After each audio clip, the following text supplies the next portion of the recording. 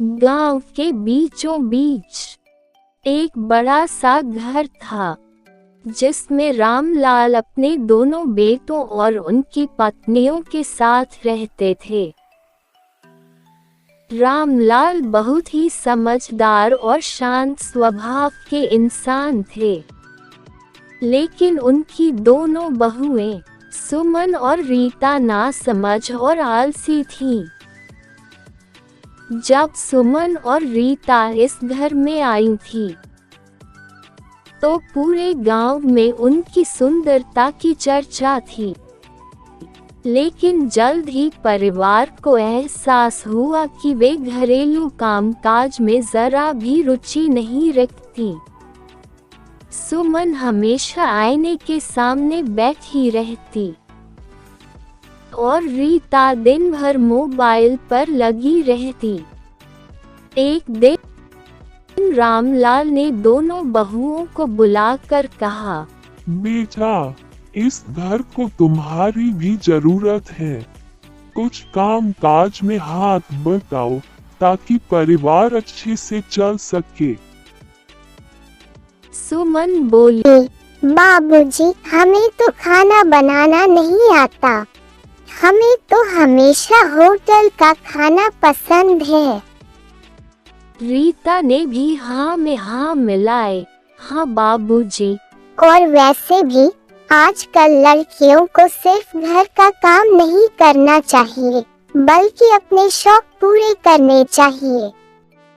रामलाल ने उनकी बात सुनी और मुस्कुराते हुए बोले, बिल्कुल सही कहा तुमने, लेकिन परिवार चलाने के लिए समझदारी और जिम्मेदारी भी जरूरी होती है। समय बीतता गया और धीरे धीरे घर में परेशानियां बढ़ने लगी। न खाने की व्यवस्था थी, न सफाई का ध्यान रखा जाता। दोनों बहुओं के कारण बेटों को बाहर खाना पड़ता और घर की हालत खराब होती जा रही थी।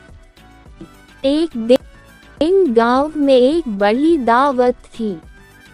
दोनों बहुएं सज धज कर वहां पहुंच गईं। लेकिन जब खाना परोसने का समय आया, तो आयोजकों ने उन्हें भी मदद करने के लिए बुलाया। सुमन और रीता वहां खड़ी तो रहीं, लेकिन उन्हें ये भी नहीं पता था कि खाना कैसे परोसा जाता है। गांव की औरतें उनकी ओर देखकर हंसने लगी। किसी ने कहा, इतनी बड़ी बहुएं और इतना भी नहीं आता। शर्मिंदगी से बचने के लिए दोनों जल्दी जल्दी बर्तन उठाने लगी। लेकिन घबराहट में सुमन के हाथ से प्लेट गिर गई और सारा खाना जमीन पर फैल गया। रीता ने जल्दी से बचाने की कोशिश की, लेकिन उसने खुद ही अपनी साड़ी में उलझकर गिरा दिया। पूरा गांव ये देखकर हंस पड़ा।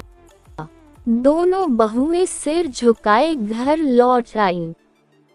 जब वे घर पहुंची, तो रामलाल ने प्यार से समझाया, बेटा, हर इंसान को कुछ न कुछ सीखना चाहिए। नासमझ बने रहने से जीवन में केवल मुश्किलें आती हैं। अगर तुम छोटी छोटी चीजें सीखोगी, तो न सिर्फ घर संभलेगा, बल्कि तुम्हारी भी इज्जत बढ़ेगी। उस दिन से दोनों बहुओं ने धीरे धीरे काम सीखना शुरू कर दिया। सुमन ने खाना बनाना सीखा और रीता ने घर के बाकी कामों में हाथ बटाना शुरू किया। धीरे धीरे उनका घर फिर से खुशहाल हो गया। अब गांव में उनकी नासमझी के लिए नहीं, बल्कि उनकी समझदारी के लिए चर्चा होती थी। जीवन में हर किसी को नई चीजें सीखनी चाहिए, क्योंकि समझदारी ही सफलता की कुंजी है।